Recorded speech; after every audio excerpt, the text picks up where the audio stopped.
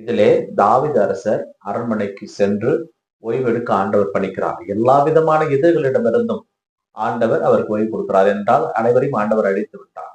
இந்த நிலையிலே தாவீது அரசருக்கு ஒரு எண்ணம் தோன்றுகிறது. இறைவாக்கினர் நாத்தானை அழைத்து, இதோ பாரும், நான் கேதுரு மரங்களாலான அரண்மனையில் வாழ்ந்து கொண்டிருக்கிறேன்.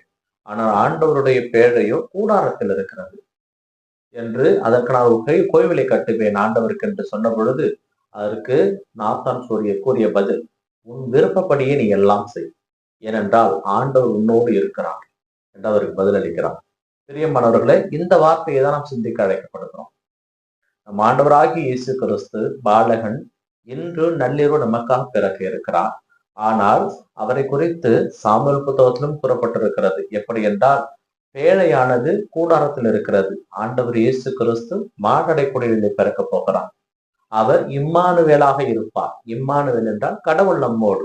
நாத்தான் சொன்னது, நீ உனக்கு விரும்பியதை செய், கடவுள் உம்மோடு இருக்கிறார். ஆக பிறக்க போகிறவர் நம்மோடு இருக்க போகிறார். அவருக்கான ஒரு அரண்மனையை நாம் ஏற்பாடு செய்ய வேண்டும்.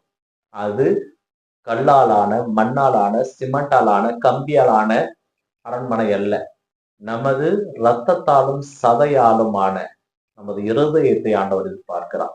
இந்த இதயத்தையில அவர் குடிகொள்ள ஆசைப்படுகிறார். அந்த ஆண்டவருக்கு நாம் இதயத்திலே நாம் ஆலயம் கட்டுகின்ற பொழுது அவர் என்னாலும் நம்மோடு கூட தங்கியிருப்பார். இதைதான் திருவெளிப்பாடு புத்தகம் 3வது இயல் 20வது இறைவாக்கிலே நாம் பார்ப்போம். உமது இதயத்தில் அருகே நின்று உமது கதவை தட்டி கொண்டிருக்கிறேன். நீ விரும்பி கதவை திறந்தாலும் உன்னோடு அமர்ந்து நான் உணர்கிறேன். ஆண்டவர் காத்து கிடக்கிறார், நமக்காக காத்து கிடக்கிறார். உலகத்திலே எந்த ஒரு கடவுளும் செய்யாத ஒரு செயலை கடவுள் செய்கிறார்.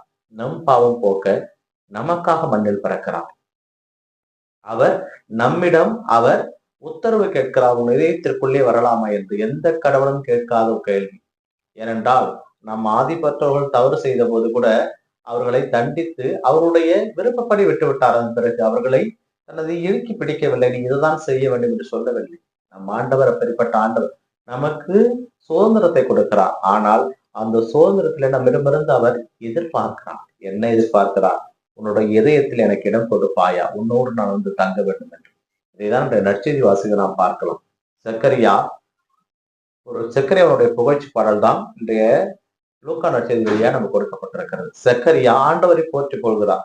ஏனென்றால் முதிர்ந்த வயதிலே குழந்தை பெற முடியாது என்று எண்ணி, அது அவர்களுக்கு மக்கள் மத்தியிலே அது ஒரு சாபமாக இருந்தது. பார்ப்பவர்களாம் கடவுள் இவர்களை தண்டித்து விட்டார் என்று அவமானமாக இருந்தது. ஆண்டவர் எங்களை அவமானத்தினின்று காத்தார், இஸ்ரவேலின் கடவுள் வாழ்த்து பெறுவாராக என்று செக்கரியா சொல்லிவிட்டு தனது மகனாகிய யோவானை